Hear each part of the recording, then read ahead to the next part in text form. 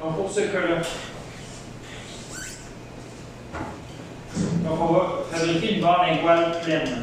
Et pour la barre linguale pleine, c'est rien de compliqué, c'est juste qu'on fait un assemblage de deux éléments. Donc, premièrement, étant donné que la barre linguale pleine est plus mince que la barre linguale simple, on va devoir aller construire un renfort avant d'aller déposer la sève granulée. Donc, ce sont des petites tiges vertes, comme ça ici que j'ai mis disponibles pour voir l'avant. Donc, ça va constituer notre renfort au niveau de la limite intérieure du connecteur. Donc, j'allais déposer ce renfort-là au-dessus de ma limite. Donc, la limite intérieure de mon cordon C va correspondre à la limite inférieure, comme c'est ici. Parce que je vais conserver ma distance avec le fond de mon repliqueux, comme c'est ici. Donc, on va aller avec l'incident. Donc, d'une ligne avec clé à l'autre ligne avec clé. Tandis que la colle est encore fraîche, je vais juste simplement aller améliorer la position, peaufiner tout ça, que ce soit le plus symétrique possible.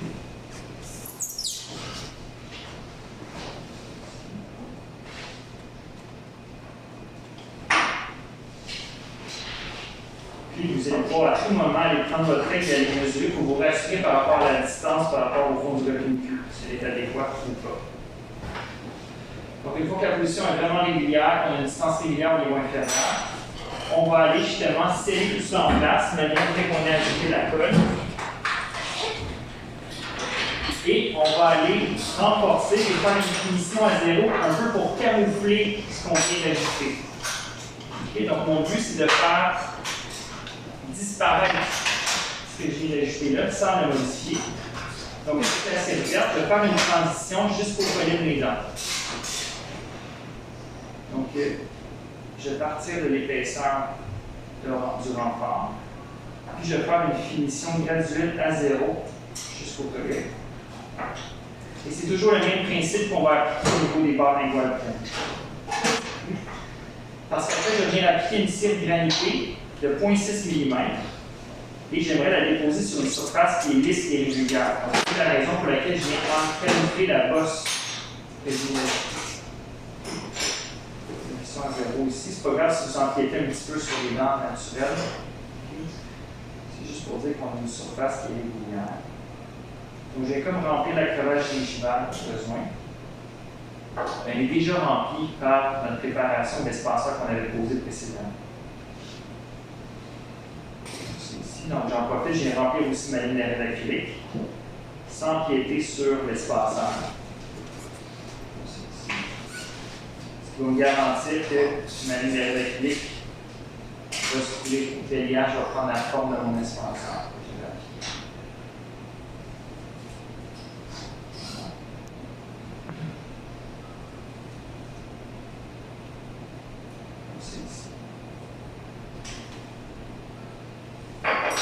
Une fois que ça a été installé, mais je vais pouvoir aller passer la planche pour aller faire tout ça.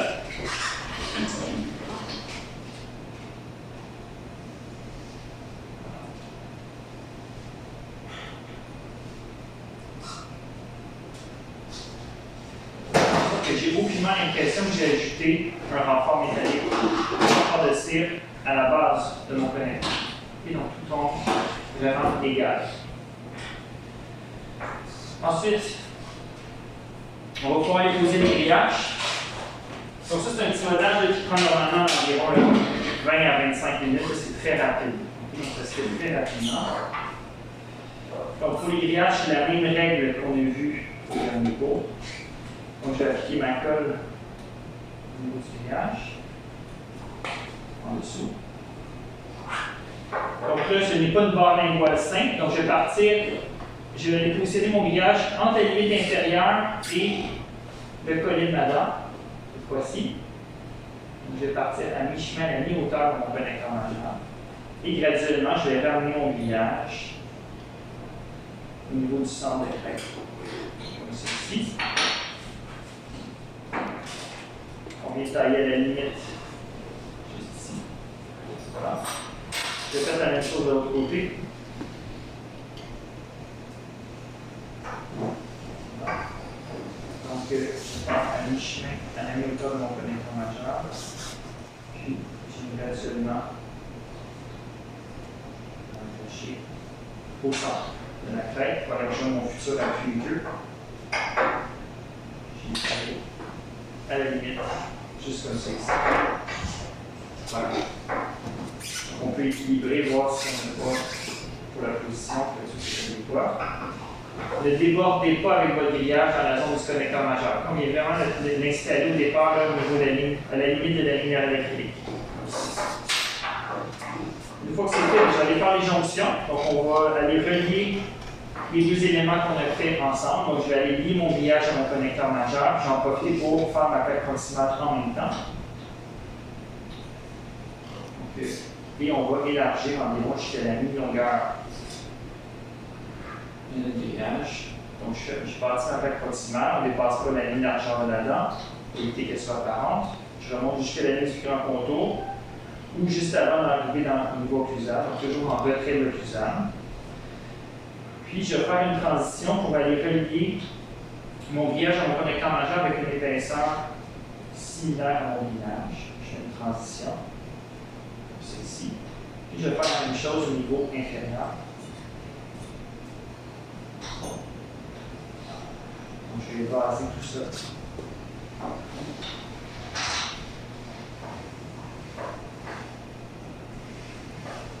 Jusqu'à la mi-longueur de mon grillage. Pour faire une belle continuité.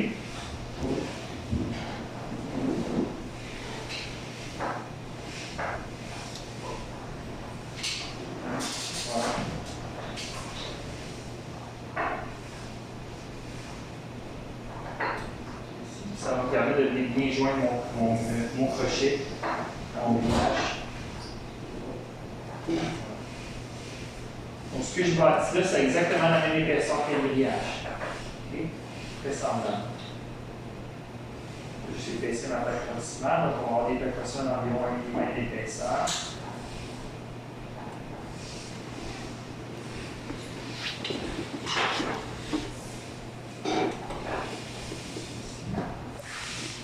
Donc là, si vous remarquez, j'ai un grillage qui est comme, il s'est comme déchiré ici en installant, ça arrive. Quand les crêtes sont trop fines, j'ai juste comme le rebâtir, tout simplement. Comme ça. Juste le fond, je fais la même chose de l'autre côté. Je vais relier tout ça ensemble.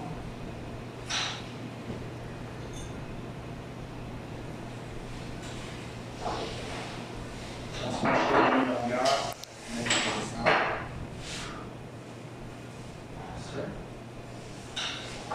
Côté vestibulaire, je vais remonter jusqu'à là-dedans, je vais bâtir ma plaque proximale.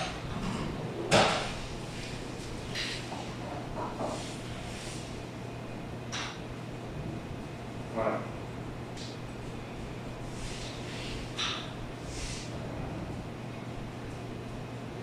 Ensuite, prochaine étape, je vais aller installer la cire granitée.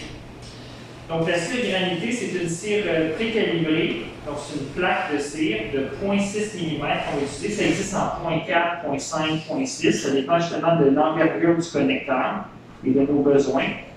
Pour le cas ici, on va utiliser la cire granitée de 0,6 mm.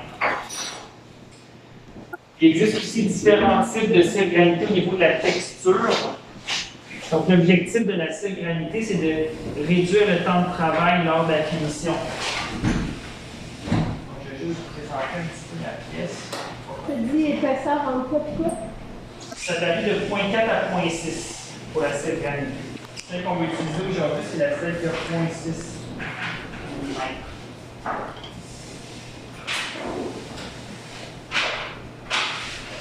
Donc, je vais vous la montrer sur un cas semblable. Donc, si vous remarquez ici une barre pleine, donc vous remarquez la texture ici au centre du connecteur. Okay, donc, c'est une fine texture qui fait en sorte qu'on n'a pas à aller polir toute cette surface-là. Donc, le polissage l'électropolissage, en fait, va aller polir toute cette grande surface-là pour nous. Et nous, tout ce qu'on va avoir à gérer au caoutchouc, ça va être la périphérie. Donc, on va juste avoir à aller polir une petite bande en périphérie, donc limite inférieure, limite supérieure, et les bordures de ligne d'acrylique. Donc, il existe la cire granitée en format très fin, comme ça ici. Donc, c'est une petite texture. Et on a ici la cire granitée moyenne. Donc, pour le premier cas, on va prendre la fine, comme ça ici.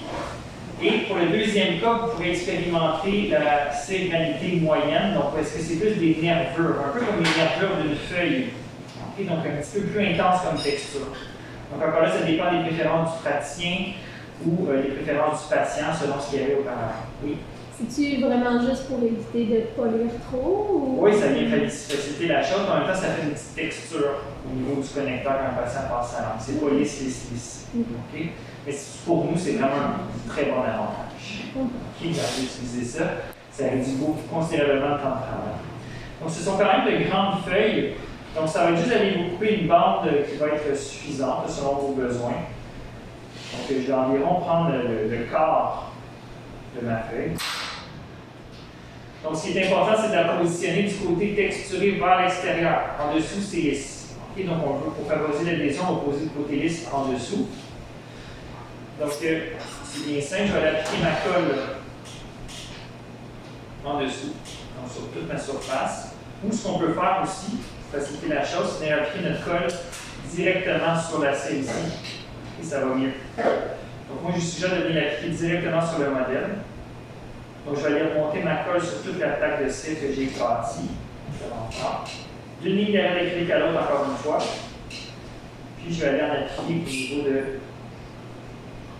des dents naturelles au lingual. Donc, ne débordez pas votre tracé, s'il vous plaît. Parce que la colle occupe un espace et elle pourrait être, ça pourrait être coulée en métal, donc ça vous ferait des surplus ou des bavures de métal. Donc, on essaie justement de ne pas déborder du cadre qu'on avait établi au départ. Donc, j'ai remonté vraiment jusqu'à l'exclusion photo aussi pour la prémolaire. Donc, on fait attention, c'est très sensible comme cire. Donc, je vais venir m'installer. Pour favoriser la pose, étant donné que c'est courbe, donc j'en laisse dépasser en dessous et au-dessus. Donc, il y a un léger gaspillage qui se fait, mais on n'a pas le choix. Je vais aller tailler ce que je n'ai pas besoin, je vais peut-être pouvoir le conserver pour un autre cas. Donc, conserver les repères précieusement. Pour favoriser l'adaptation, je vais aller faire une petite entaille hors de ma pièce pour justement favoriser l'adaptation. On essaie de ne pas forcer la feuille. Je vais aller faire aussi des petites faiblesses dans le haut ici. Comme ça. Ce qui va me permettre de mieux l'adapter au niveau des dents sans étirer la feuille, sans perdre d'épaisseur. Je veux vraiment garder le 0,6 mm d'épaisseur intact. Voilà. Donc, une fois que c'est bien adapté, on ne met pas trop de pression, on fait attention avec les doigts et avec les instruments pour ne pas altérer la texture. Okay? Parce que ça ne se rattrape pas bien au métal. C'est difficile d'aller rattraper une texture qui est déjà préétablie. Donc, je vais aller tailler les surplus. Donc, je vais aller tailler au niveau de ma limite supérieure. Donc, je vais suivre ce que j'avais établi au plan. Comme ça.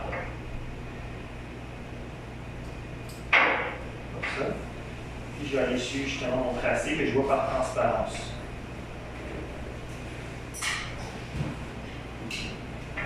Comme ceci.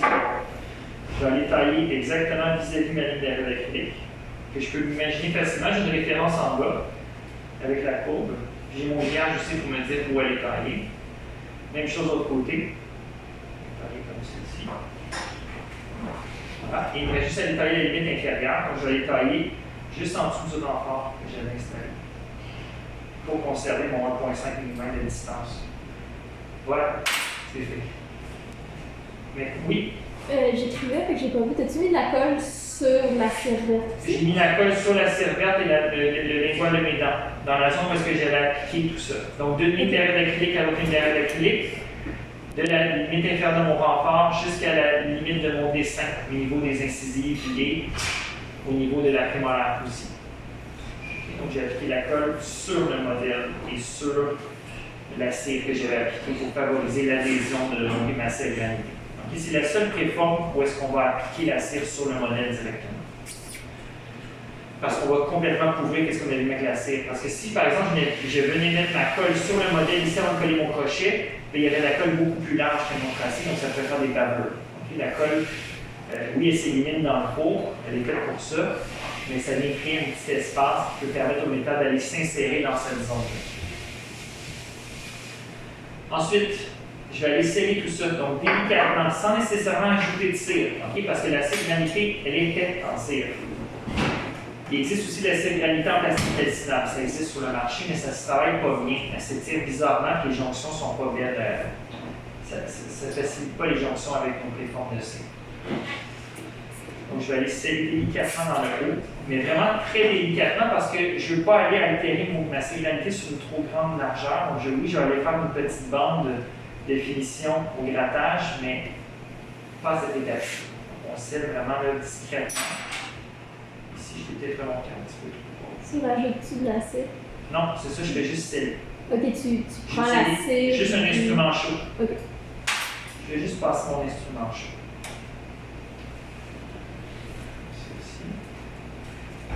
Je vais aller sceller aussi au niveau de la limite inférieure. Donc, je vais joindre tout ça avec mon renfort par en dessous.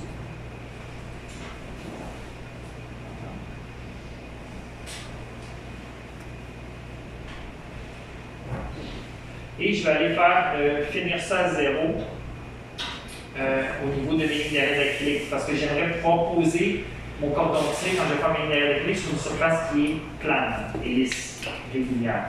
Donc, je vais aller enlever la bosse que l'ajout de ma cire granitée a créée, juste en fondant à zéro, sans ajouter de cire.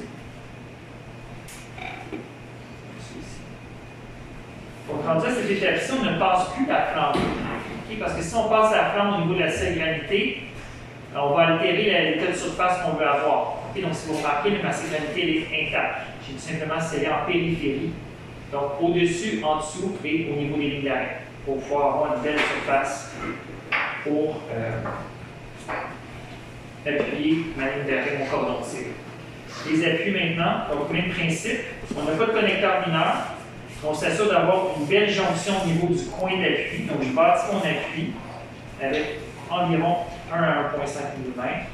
Je m'assure de le connecter, de le relier solidement à la limite supérieure de mon connecteur majeur.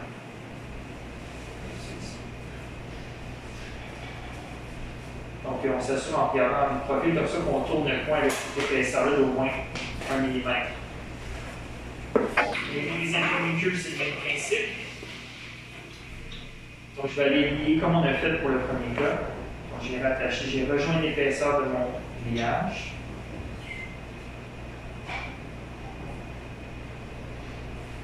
Puis, j'ai bâti mon appui de 2,5 par 2,5 par environ 1 à 1,5 mm d'épaisseur. Donc, des jonctions logiques tout le temps. Pas qu'il y ait de faiblesse.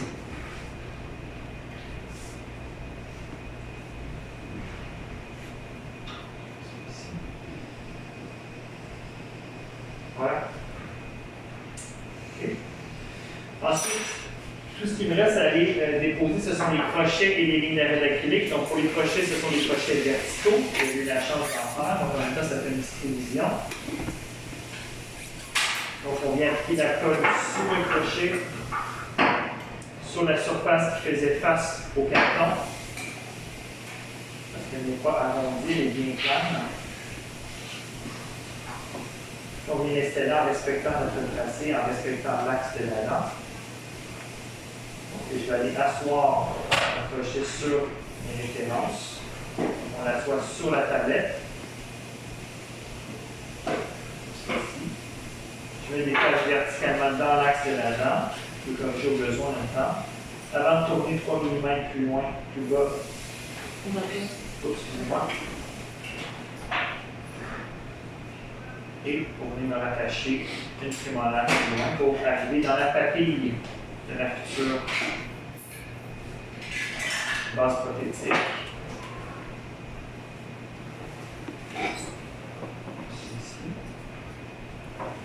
Et le crochet étant un petit peu plus court, on va tout simplement aller compenser et aller bâtir le reste sur mesure. Donc, on s'assure de respecter ou d'être en continuité avec ce que notre préforme avait déjà comme dimension et on évasse très légèrement. Mais il faut au moins se relier au grillage avec l'épaisseur que le crochet possède. déjà. Ça. Je veux juste effacer légèrement un petit peu plus sollicitable.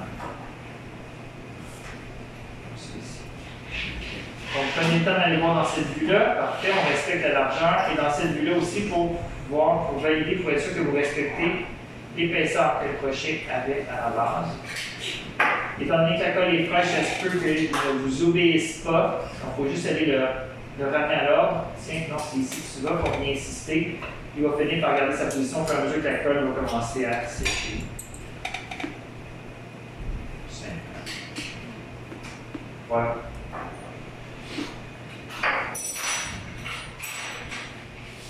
Deuxième crochet, même principe. Il va juste me rester le linéaire d'acrylique. Très simple.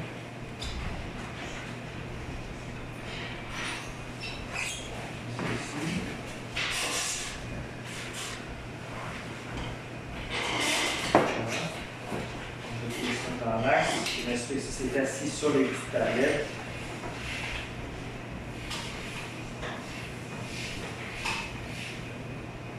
C'est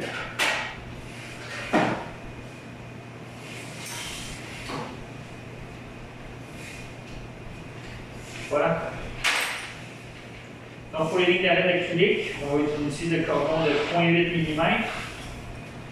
Et on va venir l'installer selon les paramètres qu'on avait vus la dernière fois. Juste celle-ci. Voilà. Donc, petit rappel, donc très fragile, donc attention, on n'a pas besoin d'appliquer de colle parce que la selle est quand même assez collante.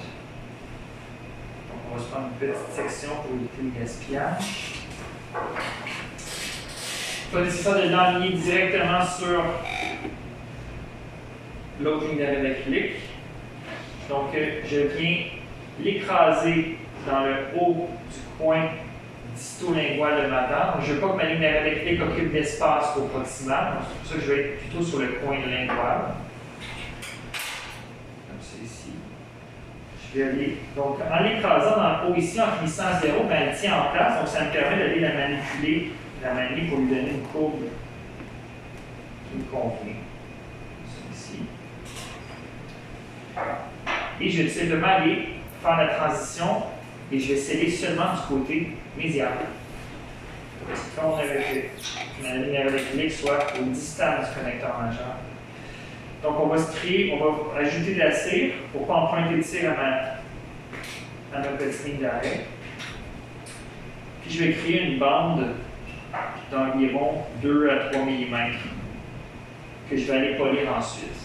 Okay, donc elle doit être régulière de haut en bas. Je ne veux pas créer une bosse non plus, je vais juste faire une transition.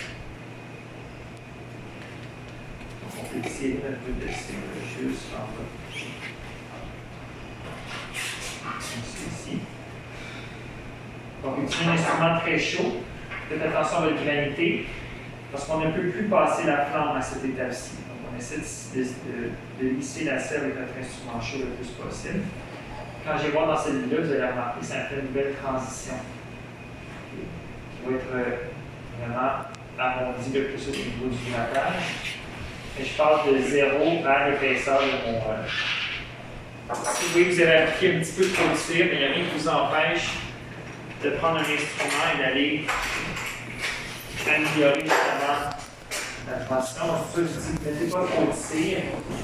Si vous voyez que c'est trop bombé, ce que vous avez ajouté, il n'y a rien qui vous empêche d'aller juste aller enlever le bombé sans enlever d'épaisseur, mais juste travailler au centre au niveau de la finition à 0 dans la granité.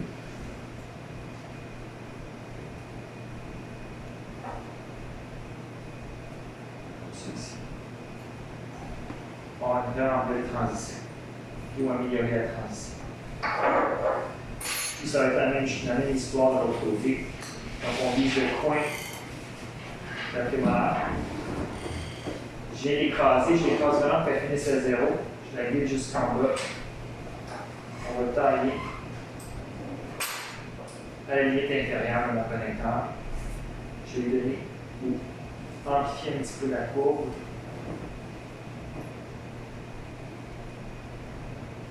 Comme ça ici. Puis je vais venir combler, faire finir à 0 côté médial pour enlever justement cet espace-là.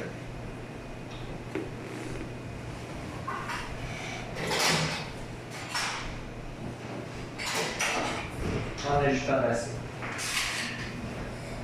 Donc, prenez pas une trop grosse goutte à la fois. Une petite goutte, on essaie d'attirer le plus possible. On essaie de ne pas faire fondre le cordon de cire. Puis on crée une bande de transition d'environ 2 à 3 mm, pas plus. Sinon, ça va donner plus de travail à la finition. C'est vraiment une plus grosse bande à polir. Et je garde tout ce qui est au distal intact pour avoir une belle ligne de finition bien franche, bien droite, très régulière. C'est des surplus qu'on peut simplement les enlever. Comme ça ici. Du coup, c'est fait pour la tige de la pose des tiges de coulée. Okay, donc, je vous branche jusqu'à cette étape-là. Puis, entre-temps, je vais vous rencontrer individuellement.